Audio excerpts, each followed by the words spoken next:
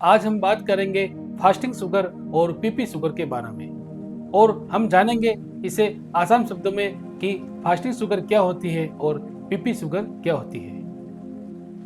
अगर आप या आपके परिवार में किसी को भी डायबिटीज है तो आपको अक्सर ये सुनने में आया होगा कि फास्टिंग शुगर जांच और पीपी शुगर जांच।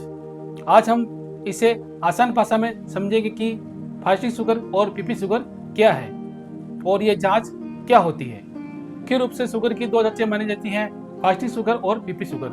लेकिन इन दोनों में टेस्ट में असली फर्क क्या है और कौन सा ज्यादा जरूरी है।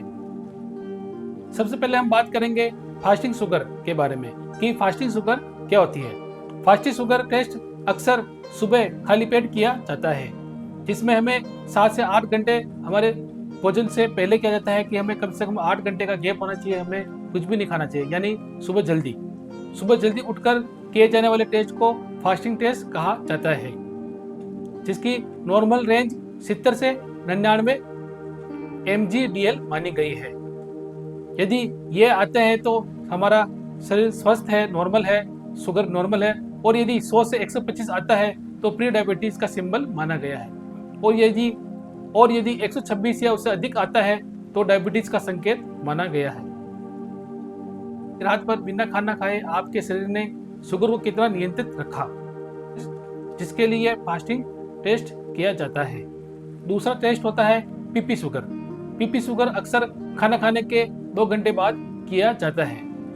पीपी शुगर की नॉर्मल रेंज 140 mgdl मानी गई है, यानी इससे कम हो तो ये नॉर्मल माना गया है। और यदि 140 से 199 शुगर आ रही हो तो प्री डायबिटीज का सिंबल माना गया है। यदि 200 या उससे अधिक ये आता है तो डायबिटीज का संकेत माना गया है। ये टेस्ट बताता है कि खाना खाने के बाद आपका शरीर शुगर को कितना जल्दी और कितना सही तरीके से कंट्रोल कर रहा है। सबसे जरूरी बात, कई लोगों की फास्टिंग शुगर सामान्य आती है, लेकिन पीपी शुगर बढ़ी हुई आती है। इसका मतलब होता है कि शरीर में खाने के बाद इंसुलिन सही से काम नहीं कर रहा है, इसलिए केवल एक टेस्ट देखकर फैसला नहीं करना चाहिए, ये गलत भी हो सकता है। डायबिटीज का एक और टेस्ट माना गया है जो होता है HbA1c। आज हम जानेंगे HbA1c टेस्ट क्यों जरूरी है। HbA1c टेस्ट से हमें हमारे शरीर में पिछले 3 महीनों का औसत शुगर लेवल आता है। यह भी एक बहुत ही मुख्य जांच है।